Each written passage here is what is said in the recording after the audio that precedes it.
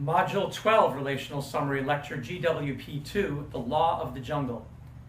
Since the forests, mature, intercropped, mosaic, biodiverse, silvopastoral, carbon-sequestering, rhizomally communicating, and interconnected.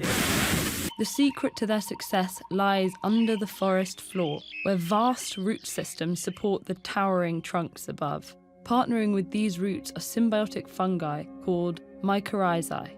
These fungi have countless branching thread-like hyphae that together make up the mycelium. The mycelium spreads across a much larger area than the tree root system and connects the roots of different trees together.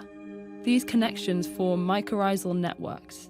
Through mycorrhizal networks, fungi can pass resources and signaling molecules between trees.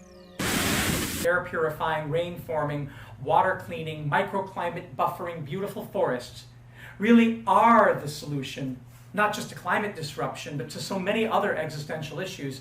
Let's talk about the politics of the forest as opposed to the so-called law of the jungle. You see, recent archaeology is showing us that the Amazon isn't really wild at all. Just as we learned that the beautiful mosaic landscapes of Yosemite National Park in North America were actually curated by the Native Americans who engaged in controlled burns and intense wildlife management and practices of regenerative agriculture that actually made the land more abundant. Explorations by satellite using penetrating side aperture radar and the analysis of the carbon in the terra preta, rich black soils, show that the rainforest held huge populations of people living in what were basically forest cities for generations. At times, we find evidence that they did screw up, as Maya development specialist Pedro Cook told me about Mesoamerica and his people transitioning from breadnut to corn. But as long as enough forest was protected and the seed dispersing and pollen distributing birds and mammals and insects and soil forming and aerating organisms are intact and can bounce back, we humans could and still go back to the backwoods whenever things need correcting. It's why there are still entire peoples living in the deepest jungles despite knowing about our agricultural civilization for thousands of years.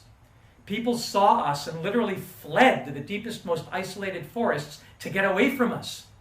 And they didn't have to take their animals with them and try to corral them because, as my professors taught me, clever forest peoples would simply influence the plants that grew along the trails that led to their villages and ensure that certain watering holes were always stocked and let the animals come to them looking for nourishment and water.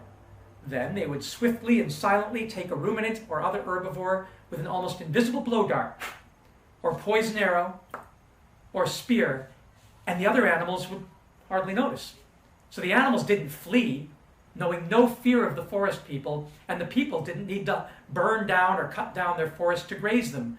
They would only engage in managed burns, in managed slash and burn rituals that could release nutrients back into the soil and create mosaics for more animal diversity to exploit, allowing time for the forest to regenerate as they moved from plot to plot. There really is no incompatibility between a forest ecology and a rich and abundant human diet. Once again, it really isn't about the cows. The whole rainforest beef thing, as I've said, cutting and burning primeval forests to create pasture to graze cattle for cheap beef, turns out to have little to do with true economics and everything to do with political economy.